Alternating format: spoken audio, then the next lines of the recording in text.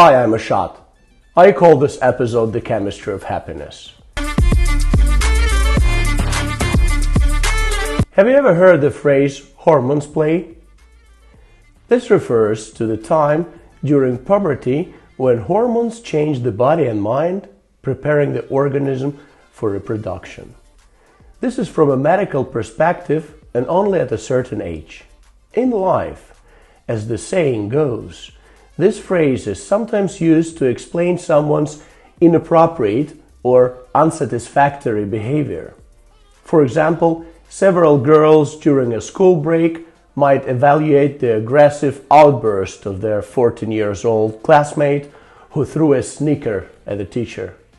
Or for some men, the concept of hormone is often associated with some toxic chemical that turns their kind and compliant woman into a heartless monster for a couple of days each month.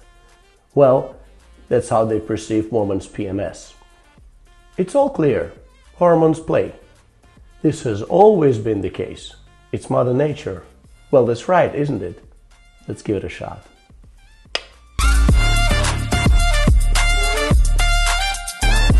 In reality, hormones play in women, men, children, and the elderly.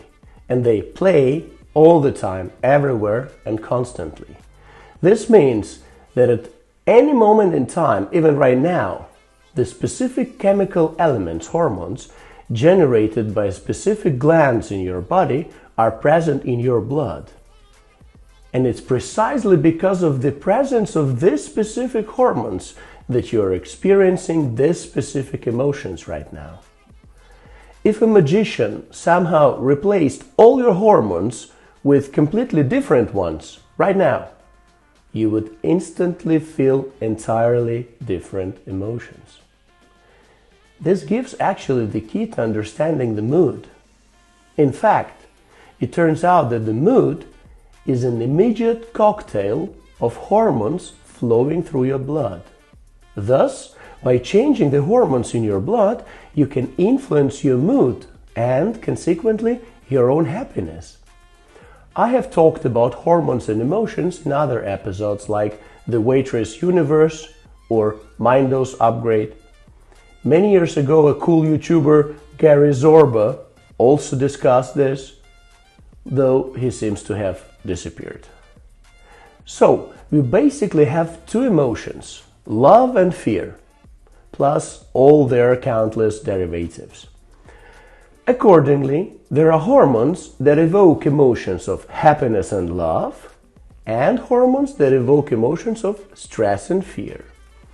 Interestingly, some hormones trigger their emotions short-term or even instantly, while others do so long-term and gradually.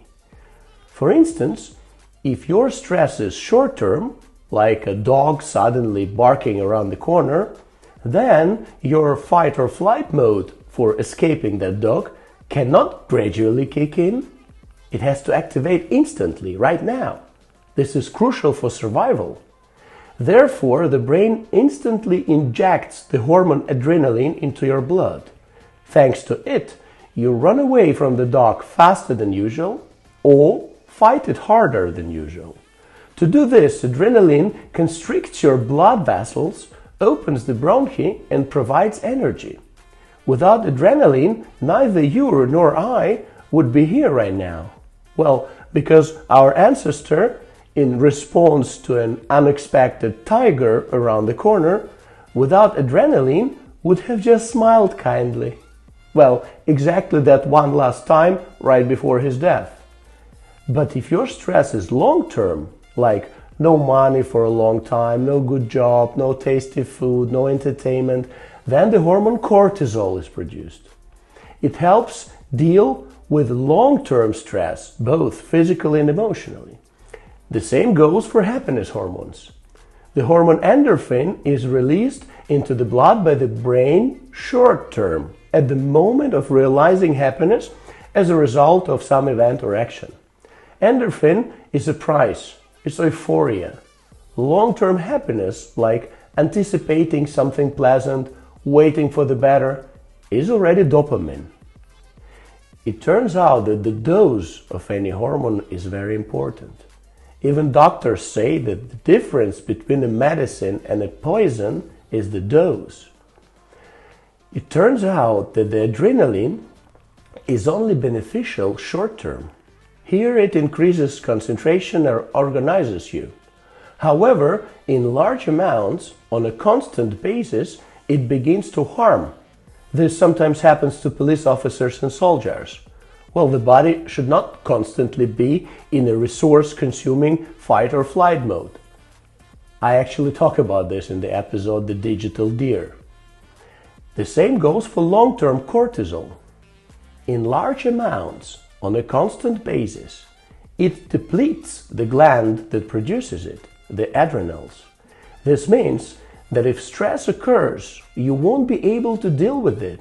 Moreover, an excess of cortisol eats away all your protein, causing obesity and muscle flabbiness. It consumes your glucose, it ages and weakens your body. And the worst part is that the long-term stress and long-term secretion of cortisol makes you dependent on it, like some joggers. If they don't run for a couple of days, they get all anxious. In general, any excess of any hormone leads to a decrease in sensitivity of the sensor responsible for it, which requires an increasingly larger dose of the hormone for the same effect. So it's clear dose is important. Therefore, for the proper functioning of both the body and always being in a go of mood, you need to keep the dose under control. How? Well, you properly lower stress hormones and you properly raise happiness hormones.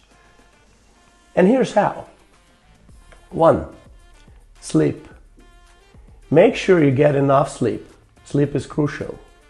2. Speed. Be sure to slow down a bit in all your affairs. This will reduce adrenaline. 3. Goals. Be sure to slightly reduce the number of projects and wisely distribute stress evenly among them. 4. Emotions. Try to be less emotional about everything. Become a moderate, indifferent person. This will reduce sensor sensitivity. 5. Walks.